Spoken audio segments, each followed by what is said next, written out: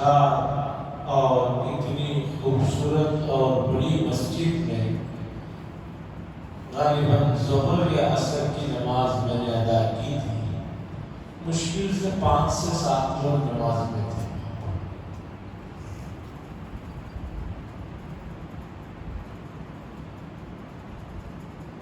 اب عالم یہ ہے کہ اس مسجد کے سلسلے میں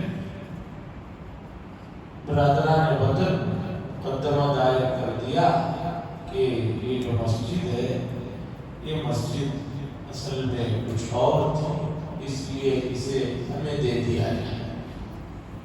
اور کورٹ میں مسلسل اس کے سلسلے میں سروے چل رہے ہیں.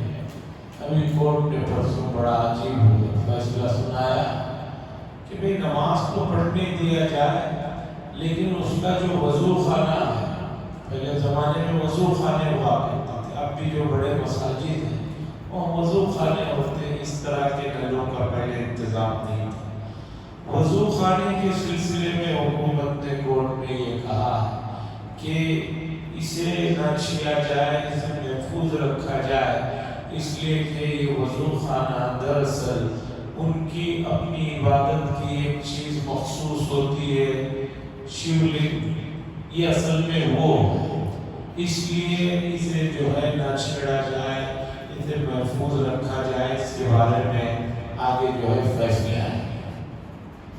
اب ایک کسی چیز کے بارے میں کوئی بات کہی جائے تو پھر آگے آگے مرض بڑھتا جاتا ہے.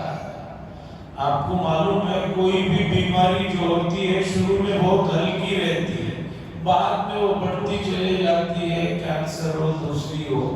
یہی عالم ہے کہ اب اس حصے کے بارے میں بات ہوئی. اب آگے چل کر وہ جب فیصلہ آیا تو بہت سے مسلمان خوش ہو گئے، چلو مسجد کو تو مان لیں.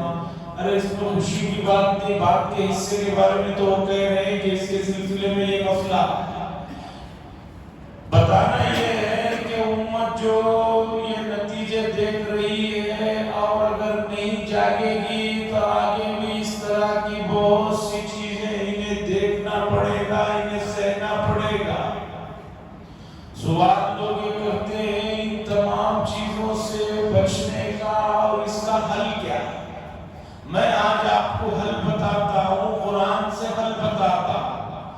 عزیزان محترم، اللہ تبارک و تعالیٰ نے قرآن مجید میں مساجد کے معاملے میں بے شمار آیتوں میں کہیں اشارتاً، کہیں صراحتاً اور کہیں بالکل واضح انداز میں یہ بات کہی کہ جو مساجد ہیں یہ اللہ کے گھر ہیں. ان کی نگرانی، ان کی دیکھ بھال، ان کی عظمت، ان کا احترام، ان کا تقدس ہر مومن پر واجب ہے. اب مساجد کا احترام کیا ہے، تقدس کیا ہے، اس کی دیکھ بھالی کیا ہے، یہ بھی قرآن و حدیث سے سمجھنا چاہیے. اس لیے کہ امت بے شمار چیزوں کو سمجھتی تو ہے لیکن غلط سمجھتی ہے. جیسے کہ ہمارے یہاں ہے قرآن کی بڑی عظمت کرو، جب یہ کہا جاتا ہے قرآن کی اتنی عظمت کرتے ہیں کہ گھر میں لا کر قیمتی کپڑے میں لپیٹ کے گھر کے بالکل اس حصے میں اسے رکھ دیتے ہیں جہاں پر بچے بڑوں کا بھی ہاتھ نہ جائے. اور قرآن کی عظمت دیکھیے لوگوں نے کیا سمجھا ہے، لوگوں کی سمجھ دیکھیے امت مسلمہ کی. ہمیں یہ چیزیں بار بار واسطہ پڑتا ہے. محلے میں کوئی آدمی اپنا گھر ادھر سے ادھر بدلتے ہی تو آتے ہیں کہ مؤذن صاحب ہیں. بھائی کیوں نہیں، وہ ہم لوگ گھر بدل رہے ہیں تو اس گھر سے قرآن لے جا کر پہلے وہ نئے گھر میں جہاں جا رہے ہیں وہاں پر رکھنا. کیوں بھائی آپ کیوں لیتے نہیں؟ قرآن بڑی کتاب ہے. قرآن کی عظمت کا احترام دیکھیے کہ قرآن کو یہاں سے اٹھا کر وہاں لے جاتے ہیں اور یہ کہہ رہے ہیں کہ ہم احترام کر رہے ہیں. اب جو آدمی اس گھر سے اس گھر کو قرآن لے جانے کے لیے تیار نہیں تو سوچئے کہ اس نے زندگی میں کب قرآن کھولا، کبھی نہیں کھولا اس نے قرآن. اور قرآن کے احترام کا عالم یہ ہے کہ کبھی بھولے سے قرآن اوپر سامان اٹھاتے ہوئے گر جاتا ہے تو اتنے پریشان ہو جاتے ہیں، آ کر کہتے ہیں قرآن گر گیا ہے ہاتھ سے، ہم نے قرآن کو تولا، اتنا نمک خیرات کر دیا، اتنی گیہوں خیرات کر دی، اتنی چاول خیرات کر دی، کیا معافی ہو گئی؟ کیسے معافی ہو سکتی ہے؟ کبھی آپ نے قرآن کھولا ہی نہیں تو قرآن سے جو ہے کیسے آپ کی معافی ہو سکتی؟ یہ امت کا حال ہے احترام. تو اسی طرح مساجد کے جو احترام کے سلسلے میں امت کا سلوک اور امت کی جو سوچ ہے وہ یہ ہے کہ امت مسجد کا احترام یہ کرتی ہے کہ مسجد کے اندر نہیں آتی، مسجد کے باہر ہی کھڑے رہتے ہیں، ڈرتے ہیں کہیں مسجد میں جائیں گے خدا جانے یہاں کون سی مخلوق ہے پکڑ لے گی، پھر واپس نہیں آ سکیں گے، مسجد کے اندر نہیں آتے. عزیزان محترم، مسجد کے احترام کے یہ معنی جو لوگوں نے سمجھے ہیں سراسر غلط ہے، سراسر صحیح نہیں ہے اور یہ ظلم ہے. مسجد کا احترام یہ ہے کہ آپ اس احترام والی جگہ پہ بار بار آئیں اور زیادہ وقت کے لیے آئیں. حدیث میں ہے کہ مومن کا دل مسجد میں لٹکا ہوا رہتا ہے. مومن وہ نہیں ہے کہ جس آدمی کا دل مسجد میں لگتا ہی نہ ہو، مسجد میں آنا ہی نہ چاہتا ہو یا آ گیا تو بھاگنا چاہتا ہو، سمجھیے کہ وہ کمزور ایمان والے کی پہچان ہے جس کا دل مسجد میں نہیں لگتا. حدیث میں آیا سبعۃ یظلهم اللہ یوم لا ظل الا ظل عرش. بخاری شریف کی حدیث ہے 7 قسم کے لوگ، 7 کیٹیگری کے لوگ قیامت کے دن ایسے ہوں گے کہ جن کو عرش کے سائے کے نیچے سایہ ملے گا. میدان محشر کی گرمی، وہاں کی تپش، وہاں کی شدت، اس کا اندازہ آپ لگا سکتے ہیں. کبھی آپ اپنے شہر سے باہر نکل کر ذرا دوسری طرف جائیے، شمالی ہندوستان کی طرف جائیے، گرمی کیا عالم ہے اور گرمی کی کیا حیثیت ہے. تو سورج بالکل قریب ہوگا، حدیث میں ہے. ایسے گرمی کے موسم میں 7 قسم کے لوگ ہیں جن کو اللہ تعالی اپنے عرش کے سائے میں جگہ دیں گے. ان 7 قسم کے لوگوں میں حدیث میں ہے وَرَجُلٌ مُعَلَّقٌ قَلْبُهُ فِي الْمَسَاجِدِ. اور ایسے حضرات جن کا دل مسجد میں لٹکا رہتا ہے کہ مسجد سے نکلے تو پھر مسجد میں آنے کے لیے بے چین رہتا ہے، ایسے لوگوں کو اللہ تعالیٰ عرش کے سائے میں جگہ دیں گے. اب ہمیں سوچنا ہے کہ ہمارا دل مسجدوں میں کس حد تک لگا ہوا ہے. مسجد کا احترام یہ نہیں ہے کہ آپ مسجد کے اندر ہی نہ آئے، مسجد کے باہر کھڑے رہیں. مشہور ہے تو لطیفہ کہتے ہیں یہ، لیکن اس امت کی صحیح عکاسی ہے. کسی صاحب کا گاؤں میں کوئی جانور بیل یا بھینس مسجد کے اندر آ گیا. گاؤں دیہاتوں میں جانور پھر رہے ہوتے ہیں، مسجد کے اندر آ گئی دروازے پر. تو مؤذن صاحب نے جب اس جانور کو لینے والا اس کا مالک آیا تو اس سے کہا کہ بھئی ذرا حفاظت سے رکھو، مسجد کے اندر آ گیا جائے. تو آدمی کہنے لگا حضرت بیل ہے، جانور ہے، اسے کچھ معلوم نہیں اس لیے چلا آیا. کیا آپ نے کبھی مجھے دیکھا ہے مسجد کے اندر؟ یہ حال ہے امت مسلمہ. یہ تو جانور تھا چلا آیا، معلوم نہیں. آپ نے مجھے تو کبھی نہیں دیکھا نا. ہے لطیفہ یہ، لیکن حقیقت ہے یہ. کئی لوگ ایسے ہیں کہ انتظار رہتا ہے شاید اپنے کسی قریب عزیز کے جنازے میں مسجد میں آئے، لیکن جنازے کے موقع پر بھی مسجد کے اندر نہیں آتے، جنازہ اندر رہتا ہے، یہ لوگ باہر کھڑے رہتے ہیں. یہ منظر تو بار بار دیکھنے کو ملتا رہتا ہے. شاید جنازے کے لیے اپنے رشتہ دار کے اندر آ جائے تب بھی نہیں آتے، باہر ہی کھڑے رہتے ہیں، نہیں آپ جا کر آ جاؤ، میں پاک نہیں ہوں۔ مسلمان ناپاک کیسے ہو سکتا ہے؟ کیسے ناپاک کو باہر نکل سکتا ہے؟ عزیزان محترم، آج امت مسلمہ، میں نے جو شروع میں مثال دی، اس طرح اپنے آپ کو آنکھیں بند کر کے سمجھ رہی ہے کہ دنیا پوری سو رہی ہے، سب غافل غفلت میں ہیں، سب اٹھ چکے ہیں، سب بیدار ہو چکے ہیں، امت جو ہے بس سو رہی ہے۔ آج ملک کے صرف ایک مسجد یا دو مسجد، تین مسجدوں کا مسئلہ نہیں ہے، تمامی مساجد گاؤں دیہاتوں میں بہت سی جگہوں پر بہت سے مسائل سے دوچار ہے۔ اس کا حل کیا ہے کہ آپ اگر اہتمام سے مسجدوں میں نماز پڑھنے جائیں، مسجدوں میں جائیں، مسجدوں سے نکلیں، تو آپ کی مساجد اور آپ کی کسی بھی چیز کو کوئی دیکھنے والا نہیں ہے۔ جو جگہ بھی خالی ہوتی ہے، آپ شہر میں دیکھ لیجئے کہ وہاں پر پورا کرکٹ ڈالنا شروع کر دیا جاتا ہے، وہاں گاڑیاں کھڑا کرنی شروع کر دی جاتی ہیں، اور جب لمبے عرصے تک کوئی اسے نہیں دیکھتا تو پھر اس پر قبضہ ہو جاتا ہے۔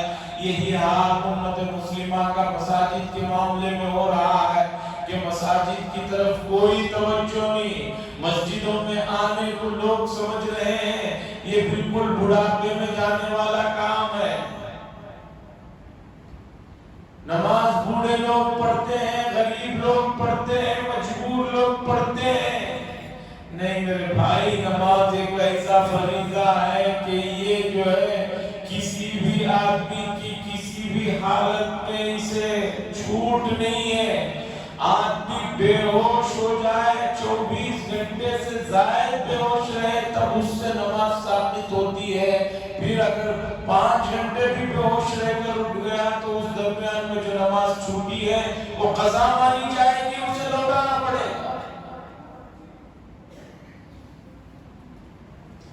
عزیزان محترم، نماز جسے لوگ بہت ہلکے لیتے ہیں، یہ ایک ایسا فریضہ ہے، یہ ایک ایسی عبادت ہے، یہ ایک ایسی عظیم طریقہ کار کی چیز ہے کہ آپ اس کا اندازہ اس سے لگائیں جتنے احکامات امت مسلمہ پر فرض ہوئے ہیں وہ آسمان سے حضرت جبریل علیہ السلام نے آ کر حکم سنایا، قرآن میں اور حدیث میں حضور نے بتایا کہ یہ چیزیں تم پر فرض ہیں، ضروری ہیں، لیکن نماز کی فرضیت کا جب موقع آتا ہے تو اس عظیم چیز کی فرضیت آسمان سے حضرت جبریل علیہ السلام دنیا میں نہیں لاتے، بلکہ رسول اللہ صلی اللہ علیہ وسلم کو آسمانوں پر لے جایا جاتا ہے،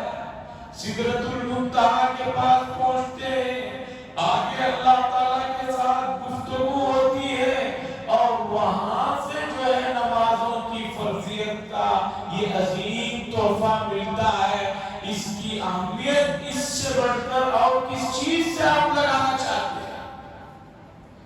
نمازوں کی فرضیت آسمانوں پر بلا کر رسول اللہ صلی اللہ علیہ وسلم کو دی گئی ہے۔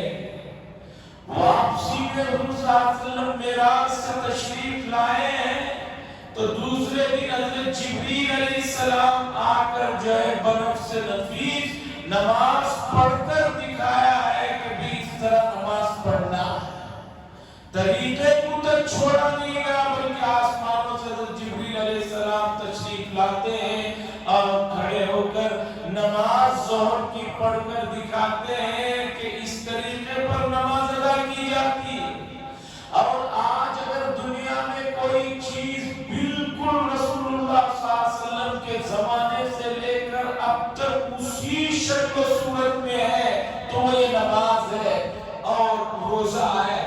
باقی عبادات میں طریقہ کار بدل جاتا ہے۔ زکوٰۃ کا مسئلہ ہے، پہلے جو ہے سونا ہی زکوٰۃ میں دے دیا جاتا تھا، چاندی کے یہ ورق دے دیے جاتے تھے، اب اس کے بدلے میں نوٹ ہے، کوئی کپڑے ہیں، کوئی چاول ہے، یہ تمام چیزیں ہیں، لیکن نماز جس شکل و صورت میں نازل ہوئی، فرض ہوئی، بالکل اسی شکل صورت اور طریقے میں آج تک باقی ہے اور قیامت تک باقی ہے۔ ایسا کبھی نہیں ہوا کہ بھئی اس سال گرمی بہت ہے اس لیے ظہر کی نماز 4 رکعت ادا کرنا ذرا مشکل ہے، 2 پڑھ لیتے ہیں، سردی میں 2 رکعت پڑھا لیں گے۔ ایسا بھی نہیں ہوا کہ بھئی نماز میں جو ہے سورتیں پڑھنا بہت مشکل ہے، صرف چھوٹی سورہ فاتحہ پڑھ کے سلام پھیر لیں گے، ایسا نہیں۔ تو نماز بڑی عبادت ہے۔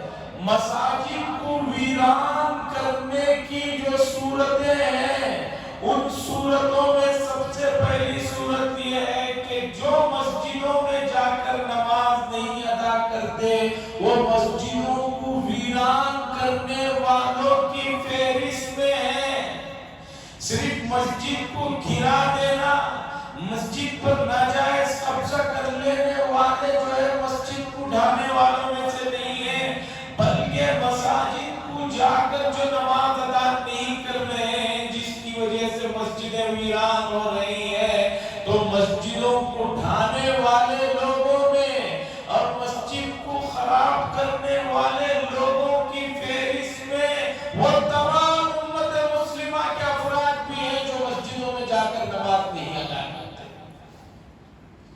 جتنی مساجد قبضے میں ہوئی ہیں، پنجاب کا علاقہ ہے، دوسرے علاقے ہیں، اس سب کی وجہ یہ ہے کہ لوگوں نے مسجدوں کو جا کر نماز ادا کرنا چھوڑا، جس کی وجہ سے دوسرے لوگوں کو مسجدوں کو قبضہ کرنے کی باتیں ذہن میں آئی اور اس مشن میں وہ آگے بڑھتے جا رہے ہیں۔ عزیزان محترم، اللہ نے فرمایا وَمَنْ أَظْلَمُ مِمَّنْ مَنَعَ مَسَاجِدَ اللَّهِ، اور اس شخص سے بڑا کون ظالم ہوگا جو اللہ کے گھر میں اللہ کے ذکر کو روکے۔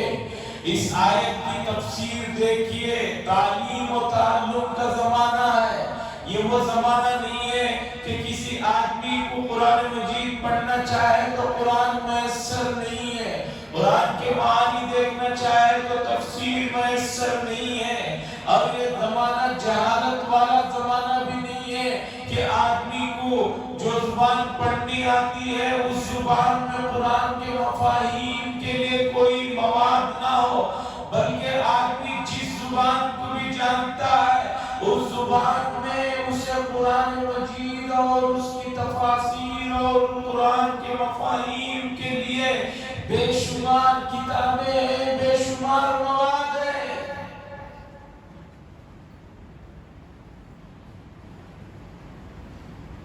اس آیت کی تفسیر میں مفسرین نے لکھا جو لوگ مساجد میں جاتے نہیں ہیں وہ بھی مسجدوں کو ویران کرنے والوں کی فہرست میں ہے۔ آج امت مسلمہ نمازوں کو مہینوں کے ساتھ، دنوں کے ساتھ، اوقات کے ساتھ متعین کر لیا۔ بعض لوگ وہ کہتے ہیں بھئی میں تو صرف رمضان میں نماز پڑھتا ہوں، بعض لوگ کہتے ہیں میں صرف جمعہ کی نماز پڑھتا ہوں، بعض لوگ کہتے ہیں میں صرف اتوار کی نماز پڑھتا ہوں، اور بعض لوگ کہتے ہیں روز میں صرف فلاں ایک وقت کی نماز پڑھتا ہوں، باقی اوقات کی نمازیں میں نہیں پڑھتا ہوں۔ عزیزان گرامی، اللہ کے دربار میں حاضری دینے کے لیے آج آپ یہ کہہ رہے ہیں کہ میرے پاس وقت نہیں ہے، آج آپ جھک سکتے ہیں لیکن نہیں جھک رہے ہیں۔ 29 پارے کی وہ آیتیں اٹھائیے جس میں اللہ تعالیٰ فرما رہے ہیں قیامت کے دن جب اللہ تبارک و تعالیٰ آپ کی تجلی فرمائیں گے تو مومنین مخلصین فوراً سجدے میں گر جائیں گے۔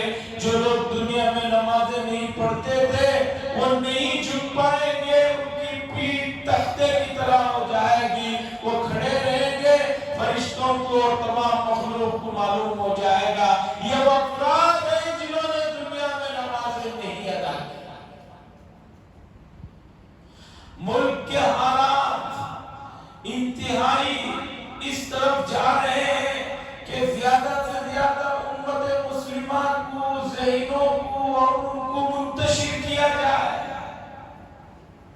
ایسے موقعوں پر آپ کو رہنمائی کی ضرورت ہوگی، اور سب سے بہترین رہنمائی اللہ کے گھر سے ملتی ہے۔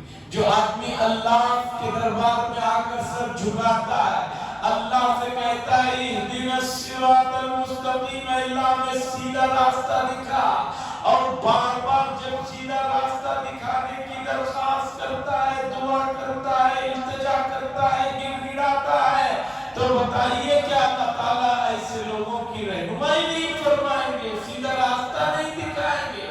اور سیدھا راستہ ہمیشہ ہر آدمی کی ضرورت ہے۔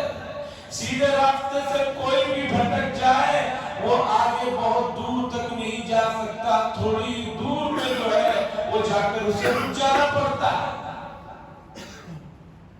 روزانہ ہم گاڑیوں میں پھرتے ہیں، اگر راستہ سیدھا نہ ہو آگے جا کر رک جانا پڑتا ہے، پھر پلٹ کر واپس آنا پڑتا ہے، پھر وہاں سے دوسرا راستہ پکڑنا پڑتا ہے۔ عزیزان محترم، مساجد کو آباد کیجئے، مساجد میں آنے جانے کا ماحول بنائیے، اور اللہ کے ساتھ اپنے رابطے کو مضبوط کیجئے۔ دنیا کے تمام رابطے، دنیا کے تمام واسطے، دنیا کے تمام تعلقات یہ کسی نہ کسی مرحلے میں تھک جاتے ہیں، ساتھ چھوڑ دیتے ہیں۔ کوئی ذات ہے جو آپ کو کبھی نہیں چھوڑتی، کبھی نہیں تھکتی، دینے کے لیے بھی اور آپ کی مانگوں کو پورا کرنے کے لیے بھی وہ اللہ تبارک و تعالیٰ کی ذات گرامی ہے۔ اور آدمی اللہ سے تعلق بنانے کے لیے اس کے گھر ہی نہ آئے تو یہ کیا تعلق ہے؟ لوگ کہتے ہیں میں اللہ کو ہمیشہ یاد کرنا چاہیے، آپ کا فرض بنتا ہے۔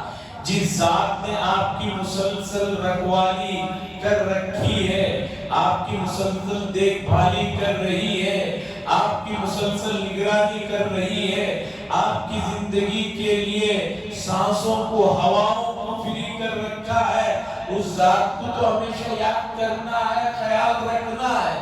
لیکن کیسے خیال رکھنا ہے، کیسے یاد کرنا ہے، یہ آپ مت متعین کیجئے، بلکہ خود اللہ نے جو متعین کیا ہے وہ طریقے پر ہے۔ بعض لوگ سمجھتے ہیں کہ مسجد میں جانا کیا ضروری ہے، نماز ادا کرنا کیا ضروری ہے، میں تو ہمیشہ ہی اللہ کو یاد کرتا ہوں اور اللہ کے لیے لو لگائے رہتا ہوں۔ بہت اچھی بات ہے، لیکن کوئی بھی طریقہ آپ متعین نہیں کریں گے، بلکہ اللہ نے جو طریقے متعین کیے ہیں ان طریقوں پر آپ کو چلنا ہوگا، اس پر آنا ہوگا، تبھی جا کر کامیابی ملے گی۔ عزیزان گرامی، حالات جو ہے وہ یہ بتا رہے ہیں کہ امت مسلمہ جب سے مساجد سے ان کا رابطہ ختم ہوا ہے، مسجدوں سے دور ہوئے ہیں، تب سے رحمتوں سے بھی دور ہو گئے ہیں، تب سے جو ہے اللہ کی مہربانیوں سے بھی دور ہو گئے ہیں۔ کسی راہ میں کتنی بھی آپ ترقی کر لیں، یہ ترقی کوئی بڑی چیز نہیں ہے۔ مال و دولت کی بات کرتے ہیں تو قارون کے پاس بے شمار خزانے تھے، اور حکومت کی بات کرتے ہیں تو فرعون کے پاس بہت بڑی حکومت تھی، لشکر و اس کی بات کرتے ہیں تو ایسے بے شمار لوگ گزرے ہیں جن کے پاس سب کچھ تھا، لیکن ان کی آخری زندگی دیکھیے ناکامی پر جا کر ختم ہوئی۔ کامیابی تو آخر تک رہے، آخر مرحلے میں رہے، وہ کامیابی کہلاتی ہے۔ جب آخری مرحلے میں آدمی کا کام ہوتا ہے تو زندگی کے شروع کا حصہ کوئی اسے یاد نہیں رکھتا۔ اس لیے عزیزان محترم، مسجدوں سے اپنے رابطے کو مضبوط کیجئے، خاص طور پر نفرتوں کے اس ماحول میں دلوں کو پھیرنے والی ذات اللہ کی ہے۔ اللہ سے جہاں آپ بہت دعائیں کرتے ہیں، وہاں یہ بھی دعائیں کریں کہ اے اللہ، انسانوں کو انسانوں کا جو دشمن بنانے کا مشن چل رہا ہے، انسانوں کو انسانوں سے لڑانے کی جو تحریکیں چل رہی ہے، اے اللہ ایسے لوگوں کے دلوں کو اے اللہ حق کے لیے پھیر دیجئے، اے اللہ ایسے لوگوں کو صحیح سمجھ عطا فرمائیے، صحیح توفیق عطا فرمائیے۔ یہ دعائیں کریں گے تو ضرور دعائیں قبول ہوگی، اور دعاؤں کے لیے آپ کا پنج وقتہ نمازی ہونا ضروری ہے۔ نماز نہ پڑھے اس کے بغیر کوئی کامیابی نہیں ہے۔ جو آدمی نماز نہیں پڑھتا اس کا کوئی اسلام میں حصہ نہیں ہے۔ مساجد کو آباد کرنے کے سلسلے میں اور آیتیں ہیں، اور ایک حدیث میں نے پڑھی جس میں اللہ کے نبی صلی اللہ علیہ وسلم نے فرمایا، لوگوں زمینوں پر بہترین حصہ وہ اللہ کے گھر مساجد ہے، اور ان بہترین حصوں میں تم جتنا وقت دو گے تمہاری زندگی اتنی زیادہ بہترین اور پرسکون ہوگی۔ ماہ مبارک گزرے میں زیادہ عرصہ نہیں ہوا، جیسے اس وقت ہم نے وقت دیا تو اسی طرح اور اس عادت کو جاری رکھیں۔ پہلے رمضان میں زیادہ دیا، اب کم از کم فرض اور سنت کے لیے وقت دیں گے تو کامیابی ہوگی۔ اللہ سے دعا فرمائے اللہ تبارک و تعالیٰ ان باتوں کو سمجھنے کی اور مساجد کو آباد کرنے کے سلسلے میں جو احکامات ہیں اس پر عمل کرنے کی ہم سب کو توفیق نصیب فرمائے۔ وآخر دعوانا الحمدللہ رب العالمین۔